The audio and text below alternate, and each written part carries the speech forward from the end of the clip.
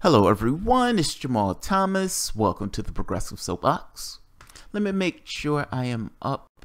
I'm seeing myself in the corner. I probably should have. There's a few more things that I probably should have checked before I turned it on, but I was saying screw it. I'm awake. It's 5 in the morning. I can't sleep. My insomnia is kicking my ass. I don't know what most people do when they're having insomnia. I think it's perfectly normal to say, fuck it, let's do the news. Let's see. Back up. Good. And we're up. And the stream should be resumed. Fucking awesome. Lauren fucking Steiner. You know, I've said before, if you've been on my channel for a while, if you've seen some of my 420 episodes, but I've said before, I process the world through my head, like fundamentally through my head. Yes, like everybody else, emotions kind of guide you in a particular direction, but the way you experience it is something a little different. I experience it through my head, just like being pressed on a glass, looking at the world. People be freaking out about stuff, and I don't quite fully understand what they're freaking out about. It's like, I kind of get it, but there are bigger fucking things to worry about. And shouldn't we worry about those bigger fucking things? And let's just put this other shit to the side because it's not all that important. But nevertheless, it is what it is. But like I said, I process that stuff through my head. Pot allows me to get to the heart center. And it allows me to get there in a way where you experience worlds slightly differently. At least through a different lens, if that makes sense. I want to talk about the 2016 primaries. Because there's a story that I want to tell that has to be told. That is an amazing fucking story. That I read it, and as I was reading through it, I was like, oh my God, I have to do this story. Lauren Steiner pointed me to the story. I had no idea this took place, and yet I was paying attention to the DNC convention. I did not know this was taking place. There was a secret plot of resistance in the DNC convention by Bernie Sanders delegates. The delegates went rogue, and they pushed Sanders to the side and tried to assert their will and assert their powers as delegates to push back, meaning to just resist outright and get across this how pissed off we are at the system being rigged, and B, to try to stop them from pushing the Trans-Pacific Partnership. I read this story, and yeah, it hit my heart center. I fucking love this story. I really love this story. So I'm going to tell this story. And Lauren Steiner is going to be here Wednesday at 5 p.m. Eastern. So the person who wrote this is going to be here, and I want to talk to her about this, among other things. But I love this story. So where do we start?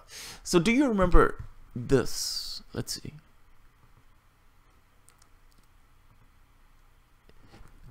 Well, there are two parts. The first part. Do you remember Hillary Clinton was in it for the Trans-Pacific Partnership for, I think it's like 43 times, where she asserted that she loved this thing. This was a gold standard. This was a great deal. You know, giving national sovereignty is just fucking awesome, and the American public should love it. Trust her and the government and the corporations that wrote it, because corporations are always looking for the benefit of the American public, etc., etc. Alright, so apparently something screwy is going on with my network, and I needed to go back to the old network. Alright, I should be back up. Alright, so let's try this again. So, where did I left off? Okay. So, what it boils down to is, if you remember, Hillary Clinton, all of a sudden, she turned around. She was for the Trans-Pacific Partnership. Good. But nobody believed her. Like, I remember having a conversation with this guy on Facebook where I was like, dude, why do you believe that this woman is going to be all of a sudden against this trade deal? I said, more likely, what she's going to do is she's going to write it. She's going to make some changes to it and then come out to the American public and say, hey, see, I changed the Trans-Pacific Partnership. It is now far better than what it was before, and you can trust me because I am Hillary Clinton, and I am the most trustworthy person on the planet. No, she was going to change, dot an I, she was going to change something, put an S on something else, and want to say, yes, I technically changed this document, but no, not in a way that you guys actually wanted. Meaning, it's not that the American public is against trade deals. They're against trade deals written for the betterment of corporations and not necessarily for the betterment of the American public. These deals are not trade deals. These things are giving over sovereignty to multinational corporations. It's elevating the corporation to something that's above and beyond the states. This is not a trade deal. This is not a trade deal. At least not a trade deal in the sense that people would know it as trade deals.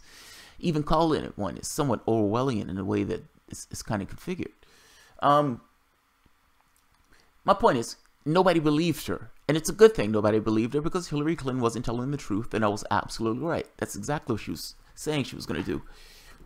Her advisor, one of her advisors, was on Lawrence O'Donnell and essentially said Hillary Clinton is going to rework this deal.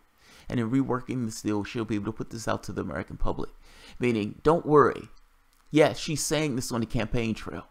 But in reality, she doesn't actually believe it, and she will pass the Trans-Pacific Partnership when she gets elected. That's the first part. And so one part of their plan was resistance and trying to take that down as something that could be used on a platform for Democrats. I found that to be amazing, that all of this was going on at the DNC convention by rogue Bernie delegates. I thought this was amazing. That story warmed my heart. Do you guys remember this? Let's see. Let's start with this one.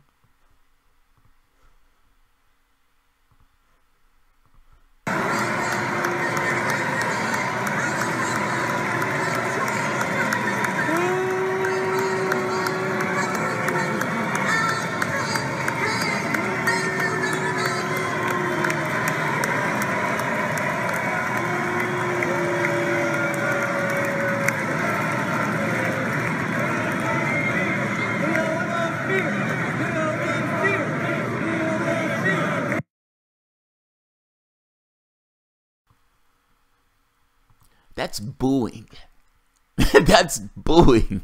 That is the long tradition of showing your dissatisfaction with something. Doesn't matter what it is. Boo! We don't like this. We don't like this. There's more. They're also doing this not just in the name of Hillary, like when Hillary's name is evoked. They're also doing this for the people who are coming up there. There's more. Take a look at this.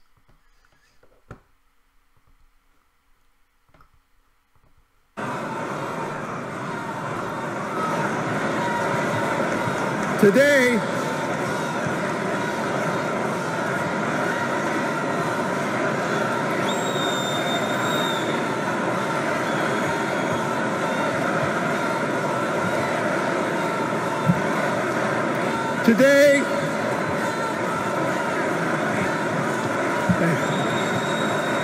only today, let me point out something that just happened today. Donald Trump today once again took Russia's side. He asked the Russians to interfere in American politics. They're screaming at him, no more war, no more war. And while they're screaming at him, no more war, he ironically is talking about escalating with another foreign power. He's like, Donald Trump took Russia's side today. He was like, bow, no more war, no more war. There's more. They didn't just do it to Leon Panetta. There's more. There's more. Let's take a look at this.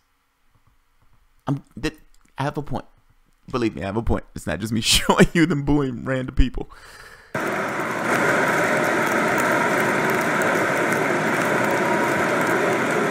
Over the next 4 days, we're going to hear from the leaders of our country and the future of our party. We're going to unite and we're going to make history. And we're going to do everything we can to elect Hillary Clinton and Tim Kaine.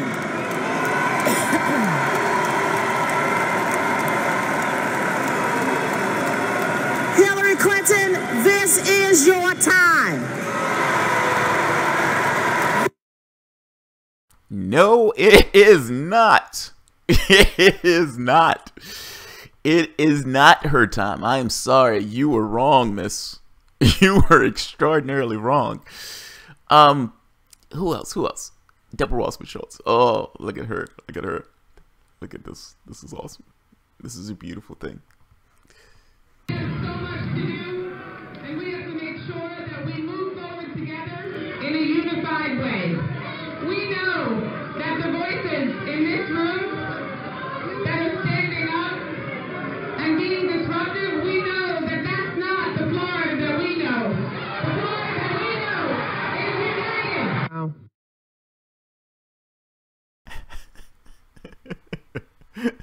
I love the guy with the Bernie sign. It's so, there's an awesomeness about this. Like, they're massively indignant, but it's righteous indignation. That's what it is.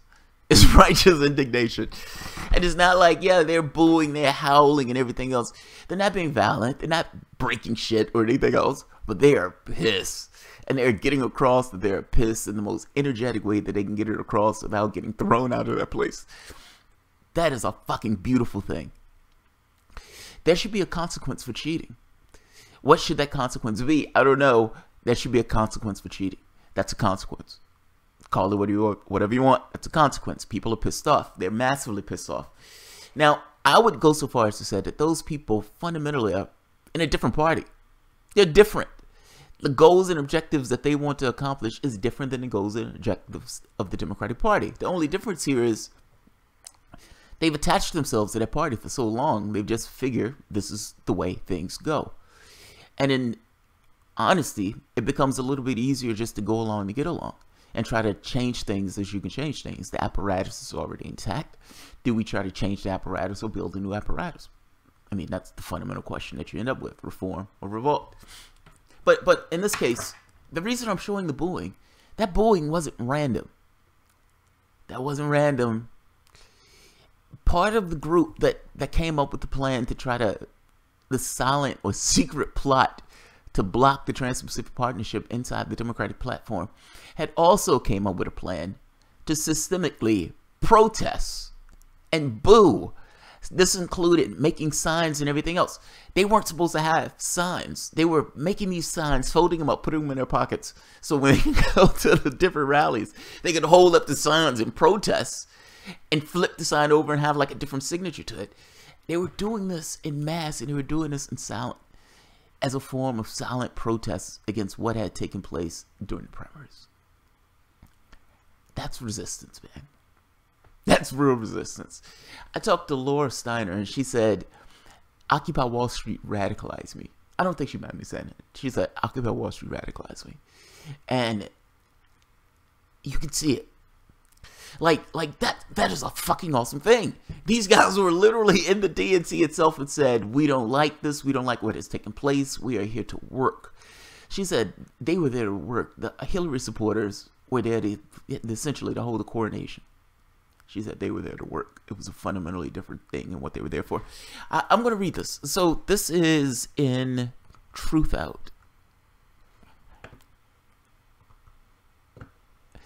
Behind the booing, Sanders delegate reflects on the DNC protests.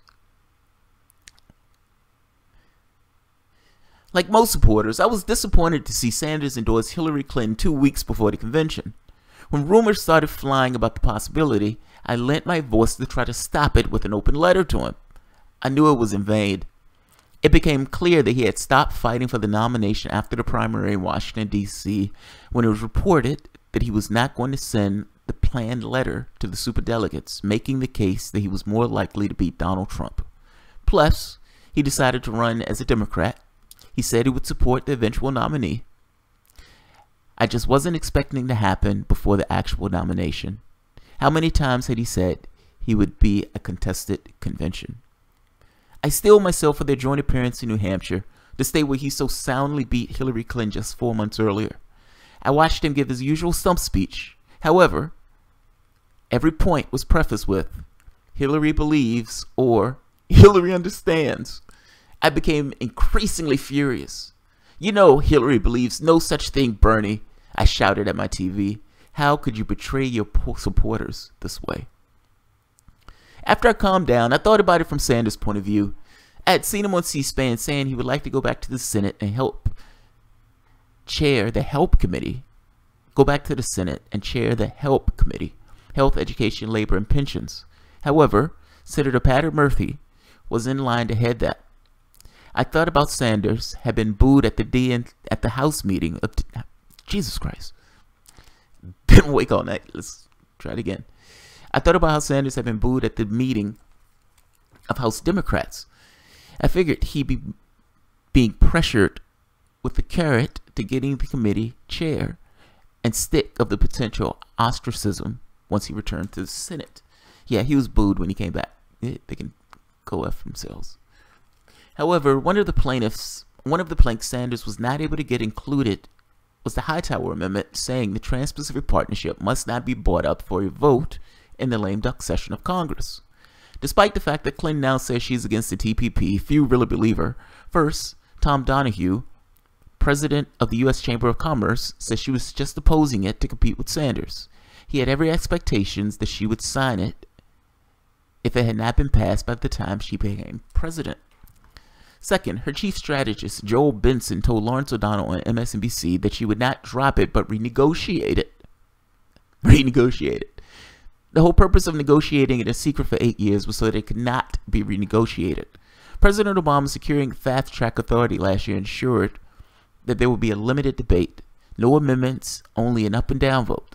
So I was excited for a floor fight on the Trans-Pacific Partnership at the convention, since Sanders had gotten 6 minority reports. Reports produced by 25% of the members of the committee who were in minority and present delegates at the DNC for their approval. Signed it. Essentially, you had a large number of people who signed this particular report. They thought they were going to be able to get a floor fight on whether or not the Trans-Pacific Partnership was going to be added to the platform. However, I soon found out that Sanders' campaign had decided not to submit any of them. We were told that Sanders did not think it could pass, and if there were to be a floor fight, he wanted to reserve it for the proposed rules to eliminate or reduce the role of superdelegates and open the primaries to independent voters. I looked into whether we could submit the Trans-Pacific Partnership Minority Report from the floor. I asked Norman Solomon of the Bernie Delegates Network, a network of 2/3 of Sanders delegates, if we could poll the delegates to see who would be interested in pursuing this course of action. I wrote a blog post for the weekend, rootsaction.org, and we had a conference call on Thursday before the convention with 105 delegates. We learned that to introduce something to the floor, we would need a rules change, which 2/3 of the delegates would have to agree on. Knowing that that would be impossible, we decided on a 3-part plan. I love this. So it's like Sanders has the capacity to submit something to try to get the Trans-Pacific Partnership out of the platform. Essentially I don't know if it's necessarily a lock from standpoint of legislation, but at the very least, they wanted it in the amendment saying this will not go up for a vote in a lame duck session, the Trans-Pacific Partnership. They won't pass it. Sanders decided not to do this because he figured there's no chance for it to pass. Now, they're sitting there like, damn it, he's not going to push it out, so there's not going to be a floor vote.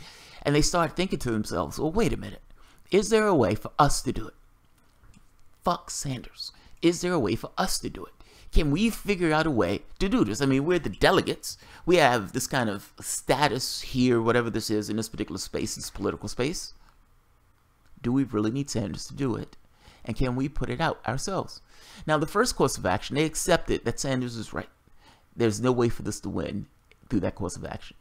Is there possibly another course of action that we could take using whatever leverage we have in this particular minority position to try to affect this particular legislation? Or it's not legislation, that's too strong, but to affect this course of will.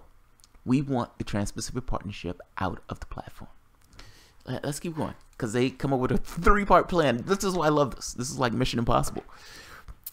We decided on a 3-part plan. We would petition the head of the platform committee, Connecticut Governor Dan Malloy, to submit the minority report as he could suspend the 48-hour rule for good cause. The good cause was that the platform committee members had expected Sanders to do it, and he didn't. Delegates and platform committee members, Russell Green in California and Lerner Limbach from Washington, worked on that part.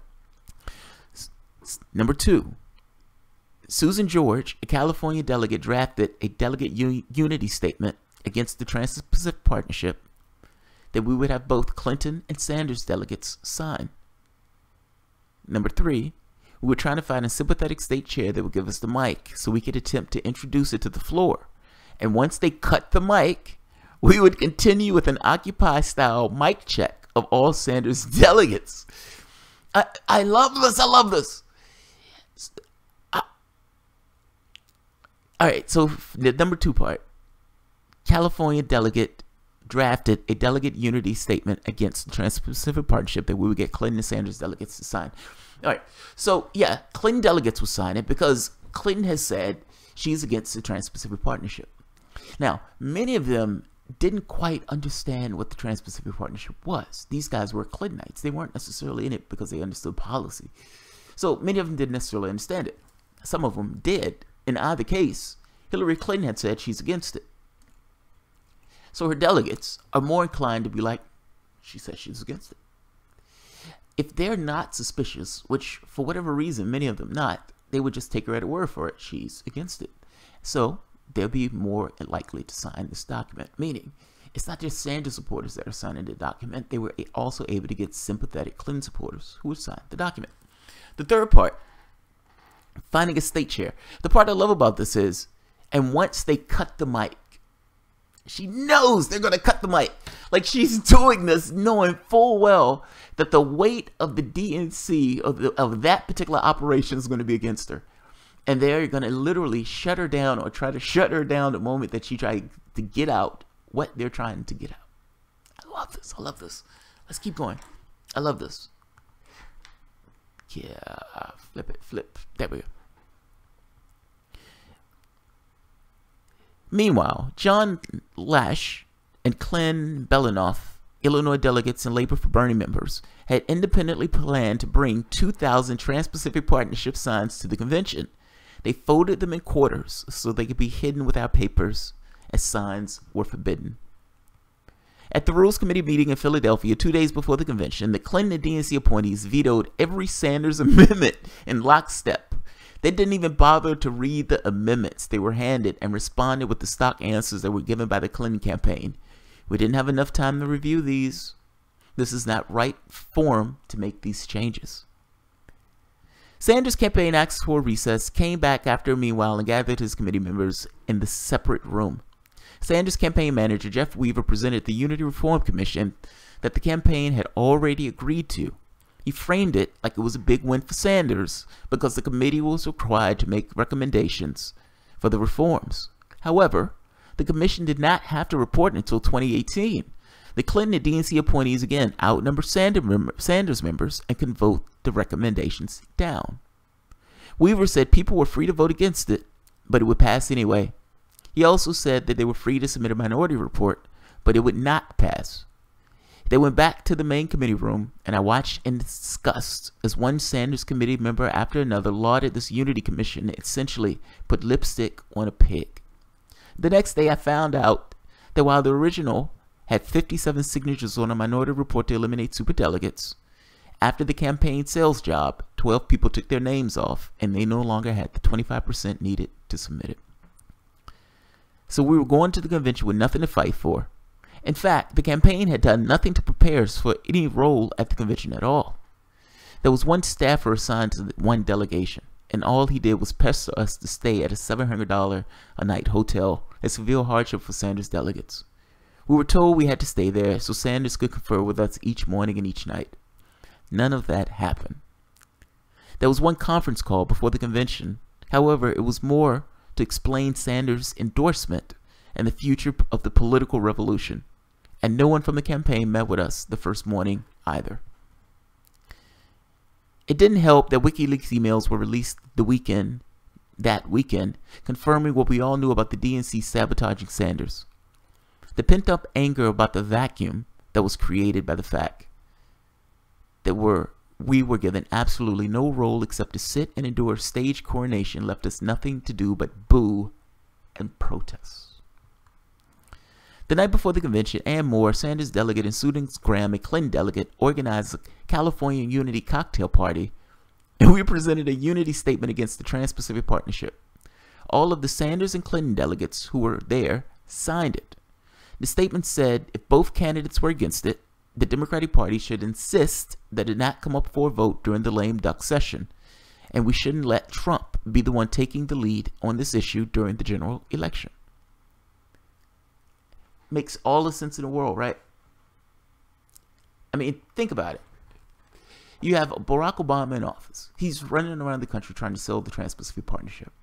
The two leading Democrats, Bernie Sanders and Hillary Clinton, have come out and said, we are against this. We're against this. Now, we don't believe Clinton believed it. That's fair enough. But at the very least, there was enough public pressure against it that she felt that she needed to take that particular position to be against it. You have the public against it. You have the two candidates who are running against it. Who is Obama representing if Obama is trying to push something that the overwhelming majority of the public is against, the Republican candidate is against, and both Democratic candidates are against? Who are you representing for that bill? Who are you representing for that trade deal? Everybody is against this trade deal, and yet Barack Obama is still pushing it. Their point is, if all of these people are against it, why not come out with a statement saying that we will not pass this in a lame duck session? Why are you going to let Donald Trump take the lead on something that is immensely unpopular? Why? Why? Let's keep going. She's right, by the way. After that, we had a meeting of 25 state whips to plan the disruption the next day. Jeff Engels, a Washington delegate and an ILWU organizer, was going to lead off the mic check from the Washington delegation. Since we were unable to find a sympathetic state chair to give us the actual mic, we decided we would do it when the first person that came to the podium to talk about the platform said the word platform, that all of the other state whips would join in. It went off like clockwork. After the rules were adopted, Elijah Cummings, chair of the platform committee, started to speak. When he said platform, the mic check began, and the vast majority of Sanders delegates in the hall held up the signs and chanted, "No TPP," for several minutes. We got coverage at many media outlets. And if I'm not mistaken, let's listen to this, because this is a perfect example. This. Think about the process today with Bernie basically getting his way and Wasserman Schultz out. Well,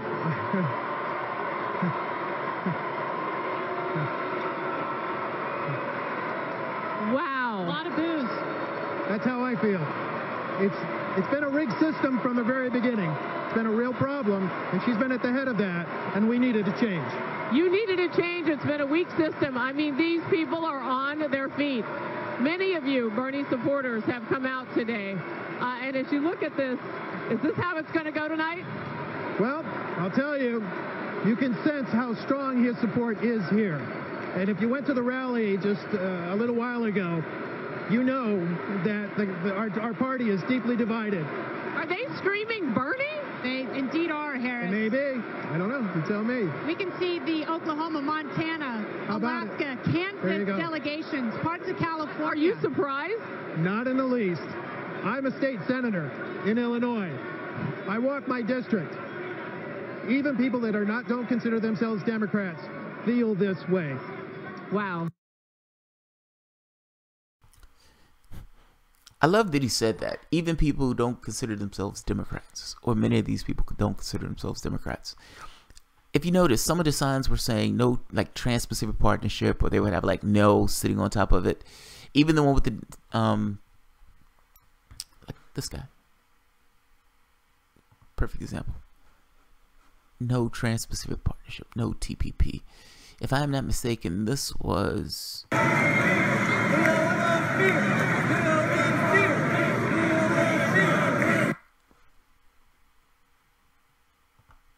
Yeah, it's bullying. So let's get back to the story. Emboldened by that action, the next day, California delegate Russell Green printed signs that said, ban fracking on one side and 100% clean energy on the other. We held up those and chanted, ban fracking now, over the speeches of California Governor Jerry Brown and Colorado Governor John Hickenlooper, who both refused to ban fracking. During the Oregon breakfast the next morning, the delegation chanted over their Senator Ron Wyden, a prominent TPP backer. Then we decided to silently hold the no TPP sign again during Tim Kaine's and Obama's speeches on Wednesday night. We had gotten a lot of heat from Clinton delegates, Secret Service agents, and even some of our fellow Sanders delegates for all of our booing and protesting on Monday night. Plus, it has been widely reported, Sanders sent us a text Monday night asking us not to protest out of courtesy to him. Oh, we ignored it. However, on Wednesday, we decided to make our protest silent out of respect for the president.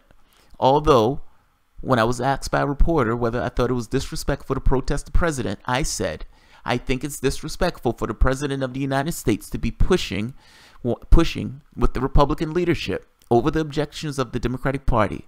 This NAFTA on steroids, which if passed, will represent a global corporate coup d'etat. We got more press for that action. Wednesday night, Oregon and Washington delegations held up no more war signs, and we chanted over Defense Secretary Leon Panetta's speech. When they turned off the lights on the delegation, we held up our cell phone lights. On Thursday night, California printed no more war signs, and we chanted over Governor John Allen's speech as well. Thursday night, rather than walk out on Clinton's speech, most of the delegates decided they wanted to stay and chant. California created chants and shared them via text message Bernie Delegate Network. Unfortunately, some mode leaked our chants to the Clinton people, and they prepared chants with the same number of syllables. So if you heard the chant Hillary and USA at odd times in each other, it was them chanting over us. They decided to chant with us when we said Black Lives Matter, but for some reason they decided they found no more war to be offensive and shouted USA right after that. At first, I was puzzled by that fact that they were shouting exactly what Trump supporters shout at rallies. Then, after all the bellicose speech and the fact that there were so many Republicans endorsing Clinton, it hit me that perhaps because they were courting Republicans now, they didn't care about our support anymore. Right there. Right there. Yes, right there. If I can get more people to understand that, I could die a happy man. They don't need your support anymore. You're not dealing with equals. You're not dealing with anybody that respects or even cares about your support. You have found yourself in an unenviable position of you having nowhere else to go. Think about that. In what situation have you ever been in your life where you have nowhere else to go and that person looks at you as you're some valuable thing? They don't look at you as some valuable thing. They look at you as something that would vote for them because they're scared of Republicans. It's not because you put any restraints on them. They can do whatever they want. If Hillary Clinton would have changed the Trans-Pacific Partnership, just added an S somewhere in the document. Say, hey, I've changed it. You realize that the majority of those people would have still voted for her, even though they would have hated the fact that she did that. Because from their standpoint, oh my God, Ted Cruz is horrible and he's worse and he's going to eat people's babies and he's going to hang gay people because he's a religious maniac. I'm trying to get across to this thing of when you're so terrified of the Republican, you give the Democrat a pass to do whatever the Democrat wants in that office. The moment the Democrat understands that they can do whatever they want because you're so terrified of the Republican, you found yourself in the unenviable position of having nowhere else to go. Labor, you have nowhere else to go. Yes, we're going to pass NAFTA and the Trans-Pacific Partnership. No, we're not going to pass the legislation that would allow you to form labor unions easier. And yes, we're going to stand aside while your labor unions get crashed in one state after the next. But you're going to support us. You're going to print signs for us, and you're going to push your other members to vote for us because you have nowhere else to go. Until people understand that the pretty words that they use when they need your votes is not the exact same thing as them actually representing your interests and doing things to represent your interests. Why do you need these forces to continuously pull Democrats into position. And at what point do you realize that if you have to pull them into position, then they're not in that position? They're not in that position. Let's keep going. Yes, she's right. They don't need your support. They want your support, but they don't necessarily care. But don't misunderstand me. It's not that they don't care about your vote. They care about your vote. They just assume they're going to get that vote because you're terrified of Republicans. There's a difference in those things. It's one thing if, even though you're terrified of Republicans, and you still say, no, you're not getting my support, you're not getting my vote. That would at the very least compel a particular behavior out of the Democrat itself if that Democrat wanted to stay in office. But that's not the way the system works. Currently, people are so terrified of one, they just give their vote to the other. So anything that you say that's a negative about the Democrat, the person would just say Donald Trump, assuming that the boogeyman himself would be able to get you to conform and give him your vote. The entire election, if you think back to it, all the ads and everything else Hillary Clinton was running was purely at Donald Trump, making him look like the worst thing on the fucking planet. If you can make him radioactive, then it becomes much harder to vote for, in which case you could pay less attention to the faults and failures of Hillary Clinton. It's a decent strategy. It didn't work, though. It worked to a point, but it didn't work enough to overcome the hurdle of her being her. In fact, throughout the convention, Clinton delegates, seat fillers, and other DNC volunteers intimidated us, took our seats, and covered our signs with theirs. While I was able to have some pleasant conversations with a few, Clinton delegates on the issues about which they were woefully uninformed, many of my fellow delegates had negative experiences. They were pushed, shoved, mocked, insulted, and generally disdained. Was it all worth it? While the Clinton delegates were there to follow a script, hold up prescribed signs, attend parties, and schmooze, we were there to do a job, albeit a job of our own devising. Although we were not able to get the Minority Report into the platform or get the rules changed, at least we brought the TPP to the attention of the people through the 15,000 media outlets around the world. The Intercept reported that while the corporate media have been mostly silent on the Trans-Pacific Partnership for the past few years, coverage increased dramatically during the months of July, and after our protests, many pundits were claiming that it might be dead. However, a week later, like a zombie that refused to die, came up again at Obama's press conference with the Prime Minister of Singapore. The president said that the Trans-Pacific Partnership is a great thing and that he disagrees with Clinton. So Bernie will be continuing the fight, organizing citizen lobbying meetings with our legislators during the summer recess. We all know that Sanders' campaign was just the start of the political revolution. As for Sanders himself, we understand that he had to capitulate to go back to the Senate. So we ignored his two texts Monday and Thursday asking us not to protest. We decided to follow the example of young Sanders, who got arrested for protesting segregated housing. Besides, we know that Sanders has always said that this campaign was not about him or any one person, but about the millions of people rising up and saying, enough is enough. The country belongs to all of us and not just a handful of billionaires. The campaign was always about the issues, not the candidate. However, the question remains, did Sanders really oppose what we did? I'll let fellow California Democrat Carol Levers tell it. The biggest highlight of the day for me and Marlene Gillespie occurred when we held up our no TPP signs, turned towards the right, and held the sign higher so that Bernie could see it from his seat and in the upper area of the section adjacent to ours. He saw us, stood, gave us a big smile and mouth. Thank you. Jane, who was sitting next to him, clapped and smiled and gave us a thumbs up. That's awesome. I love that story. I absolutely love that story. No, they didn't get the platform in like they wanted to. That's true. And yes, they were insulted. They were mocked. You know, people had to go at them for doing what they wanted to, for doing this. But they got their protests on, and they asserted their pissed offness like nobody's business. And they did this in this kind of militaristic three-step plan in which they had an agenda in order to get this accomplished. They came up with their own agenda while they were at the DNC primaries, knowing that they were in hostile territory, and coming to the conclusion they don't really care about us. They don't even really respect us, if we're being honest about it. Well, no, they don't respect you because they assume that you need them, not the other way around. It's not the other way around. And coming up with a strategy to say, we're pissed off, you cheated us. Then this is during the time where WikiLeaks comes out, where they're really pissed off.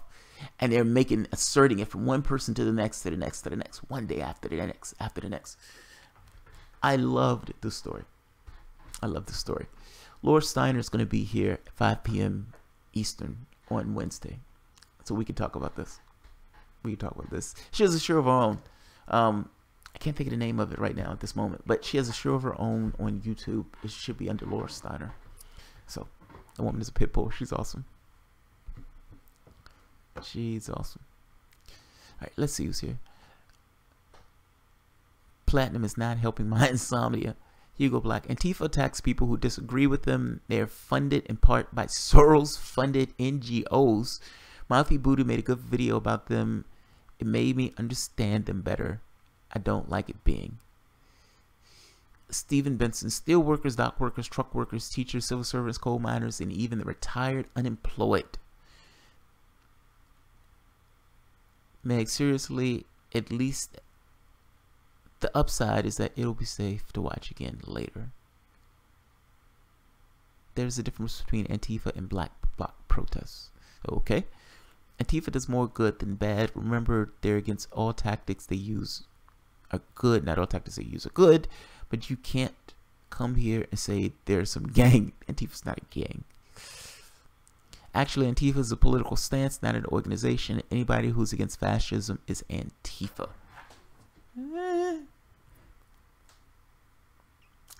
Yeah, no. I mean, come on. You have to admit it. I mean, that is a group, per se. I mean, you can have all sorts of millions of people who are against fascism. I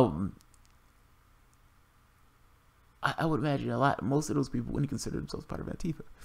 But, whatever. I mean, people organize themselves in a way that they organize themselves. So, Warrior Waitress. Antifa protected Cornel West and his group Charlottesville against neo-Nazis. Antifa is pretty much a gang. They are not a gang. Anyone who's against fascism is anti-fascist. Yes, but again, there is... Yes, anybody who's against fascism is anti-fascist, yes. But Antifa itself, come on. You know, it's a group. It is a group. No, it's not a gang, but it is a group. Antifa is a collective. I don't know the distinction between a collective and a group, but okay. Concerned citizens. I know delegates who protested and others who derided them. I have friends among both. If I'd been a delegate, I would have protested. You know, that was the cool part about it, man. They did their thing. They did their thing. I love that. I mean, instead of just being there purely just for this thing of, okay, we're going to coordinate them. They cheated us, and we're just going to go along with it. Like nothing happened. Like nothing took place. Like everything is great here. There's no issue. Yes, they just published the WikiLeaks document saying that the fix was in and they cheated Sanders. But we're still going to go along with it. Fuck no. No, no. They bitched and moaned and was like, no, we're not happy. We're not satisfied with what took place here. You cheated us. No, I love that, man. I love that. Alright, guys. I have one or two more that I want to do, and this one is gone magnificently long. So I'm going to end this one here. Alright, guys. If you enjoy the content, feel free to share, like, subscribe, and of course, you can always support through Patreon. Thanks, everyone. I will be back in probably 15 minutes or so. All right.